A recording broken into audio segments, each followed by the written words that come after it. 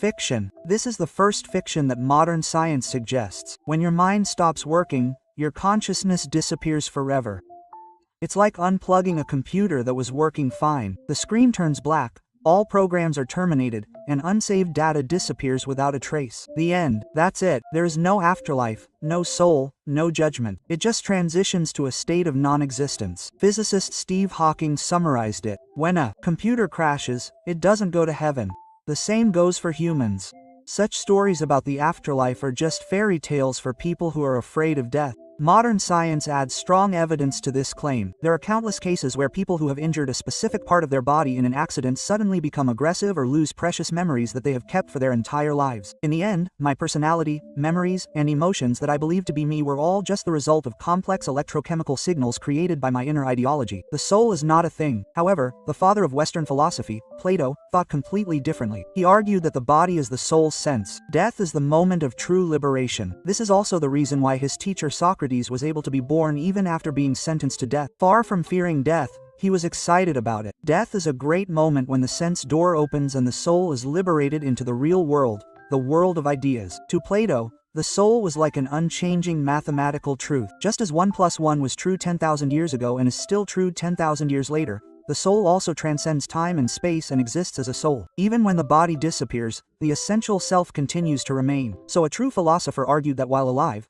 one should suppress the desires of the body, such as appetite and desire for honor, as much as possible, and practice moving towards death, which is the soul destroying death, thinking only with pure reason. If we turn to the East, Taoism and Buddhism view death as a much more dynamic process. They see death as changing clothes and putting on new ones. This is the idea of Fu. Our bodies are just temporary clothes, and when the clothes wear out, the soul changes into another set of clothes and begins the next life.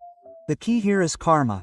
What you think, say, and do in this life determines the clothes you will wear in the next life. If you lived a good life, you will be born into better conditions, such as royalty or wealth, and if you lived a bad life, you will be born poor or even a monk and pay the price. However, this endless changing of clothes is both a blessing and a curse, because the suffering of life and death is repeated over and over again. That is why the ultimate goal of Buddhism is not to wear better clothes, but to reach liberation from this one changing of clothes, that is, the Sulabak itself. It is a state of complete liberation from all bondages and bondages. The Last Judgment, Christianity, Islam, and Judaism view death from completely different angles. Life is a huge test that God has given to mankind, and death is the moment when you finally submit your answer sheet. Every moral choice you have made, every good deed you have done in secret, and every selfish thought you have harbored in your heart is all recorded on your answer sheet. The test results are not clear. If you live a good life, you will enjoy eternal happiness and perfect peace in heaven, and if you live an evil life, you will suffer endless pain and despair on earth. There is no middle ground. It is either pass or fail. This may be the reason why people who are about to die repent and pray in a hurry. It is as if they are trying to raise their scores until the end of the test time. In Christianity, this judgment is seen as taking place in two stages. One is the individual judgment that each person receives immediately after death, and the other is the final judgment that all mankind receives together after the resurrection at the end of the world. Carpe Diem Epicurus says that death is nothing to us, because when we are alive, death does not exist, and when death comes, we do not exist. In other words, I and death are in a relationship that can never meet.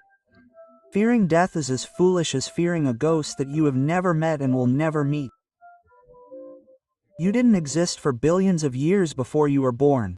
Are you afraid of that state of nothingness? I don't think so. Epicurus says that nothingness after death is no different.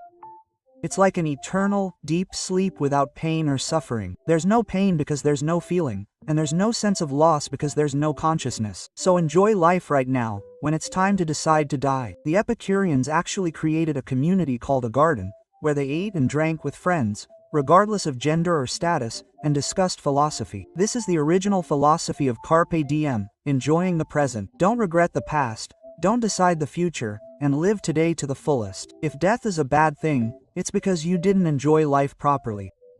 It's said that Marcus Aurelius, the wisest emperor of the Roman Empire, whispered to himself every morning, "Remember that you are going to die."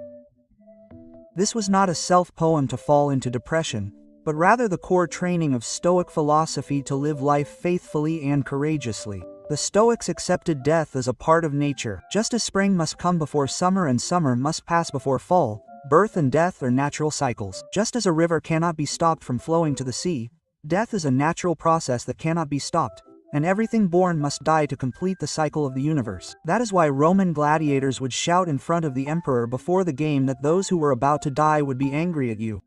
By accepting death head-on rather than avoiding it, they were able to gain superhuman courage that went beyond the fear of death. If you think that you will die anyway, you will not be bothered by minor insults or injustices, and you will be able to focus only on acting honorably and correctly. By embarrassing death in this way, they tried to give value to the present moment. The words, "Remember death," were paradoxically a powerful call to live properly. Soul repentance. German philosopher Nietzsche asked the most terrifying question in human history. If you are destined to live this life you are living now and the life you have lived again and again countless times, you will have to forever explain all the pain, all the mistakes, all the regrets, all the hardships you have experienced so far. The despair of failing an important exam, the anger of being betrayed by a friend you trusted after crying with your family, will be repeated endlessly. But at the same time, all the joys and love and the sense of accomplishment will be repeated endlessly. The story of your first love, the prayers you had when you had a dream, the moments you laughed with your friends, the warm embrace of your family will also be repeated forever.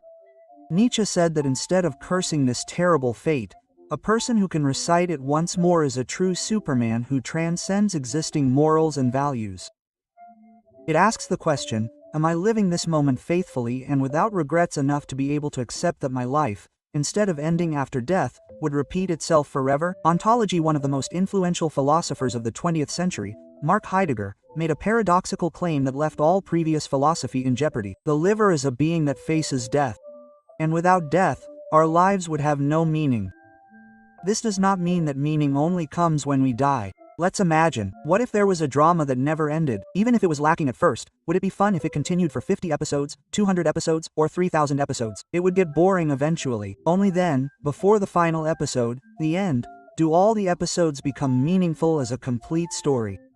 Heidegger viewed death as the last year of our life story. Death is the cyanide of our lives. Because time is limited, this moment is precious. If you lived forever, you could postpone the important things you had to do today to tomorrow, to next year, to 100 years from now, to 1,000 years from now. Since you have plenty of time anyway, you would think that you can do it later, and no matter what choice you make, it won't be desperate. Heidegger thought that death was not an object of fear, but the most genuine existential moment that urges us to realize our own unique possibilities from the daily grind and meaninglessness of life. He believed that true life begins only when we face death. Jean Sartre, a disciple of Heidegger's existentialism, reached the exact opposite conclusion from his teacher. Everything becomes meaningless because of death. All human efforts are doomed to failure. No matter how great a task we accomplish, no matter how much love we share, no matter how great a work we create, everything stops when we die. It ends unfinished. Beethoven died, Einstein died, and Steve Jobs died. He believed that death does not give meaning to life, but rather is a complete relief that takes away all meaning from life. If death was the end of the story for Heidegger, for Sartre, death was like someone suddenly throwing away a well-written novel. But Sartre does not stop here. He says that this is where the danger of humanity is revealed. Yes, life is essentially meaningless and death is absurd. But we must live nonetheless. Even though we know that it is meaningless, we must create our own meaning, struggle for freedom, love, and unite. Since there is no set meaning, we are destined to create our own meaning with our own existence and choices. Sartre describes humans as beings cursed to be free. If most of the philosophy up to now has focused on my death, Manuel Levinas presents a completely new perspective. He says that what is more meaningful to me than my death is the death of others, shifting the center of philosophy from I to you. Levinas, a Holocaust survivor, had a painful experience. It was a philosophy that came out of my mouth. When I die, my pain and experience end there. But what happens when someone I love dies? As the one left behind, I have to live my whole life experiencing his or her absence and loss. That pain becomes entirely mine. Therefore, the death of another person brings me greater moral responsibility and existential pain. Levinas emphasized infinite responsibility for others. It is a philosophy that I should live morally not to be happy, but to prevent others from dying. Social fire. Now, let's move on to the most modern view of death. People today are pursuing a new type of fire without even realizing it. It is the fire of memory through SNS, YouTube, and blogs. Your body will disappear someday, but the countless traces you left in the internet world will definitely remain, as long as the server exists. Your revelations, the photos you took, the videos of your voice, and each comment you left come together to create a digital ghost of your existence. People visit your account to remember you, talk to you, and continue to summon your existence to the present.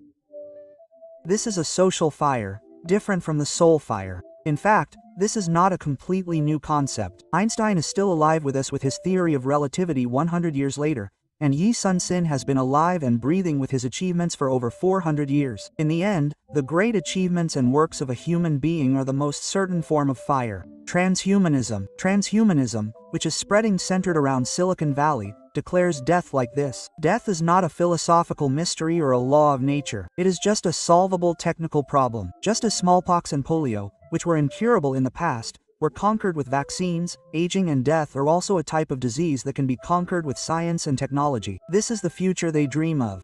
You can live forever in the digital world through MindU Pro, which uploads all your memories, consciousness, and personality data to a supercomputer. Or you can freeze your body in liquid nitrogen and preserve it, and then come back hundreds of years in the future when the technology to cure diseases is developed. You can also have a body that does not die by continuously repairing damaged cells with nanotechnology. Silicon Valley millionaires are investing hundreds of billions of dollars in NOAA research. Alphabet, the parent company of Google, has founded a biotechnology company called Callicora, and their official goal is to extend the human lifespan through NOAA-related biological research. And it doesn't end there. Big-name investors such as Amazon founder Jeff Bezos, PayPal co-founder Peter, and OpenAI CEO Sam Altman, who created Togepet, are investing huge amounts of money in anti-aging research companies. It's not just money. World-class scholars, including Nobel Prize winners, have been recruited to dig into the root cause of NOAA. To them, death is not a fate to be accepted, but a problem to be solved and conquered by technology,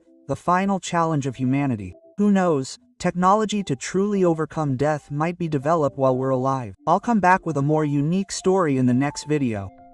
If you don't like it, please support us by subscribing and liking.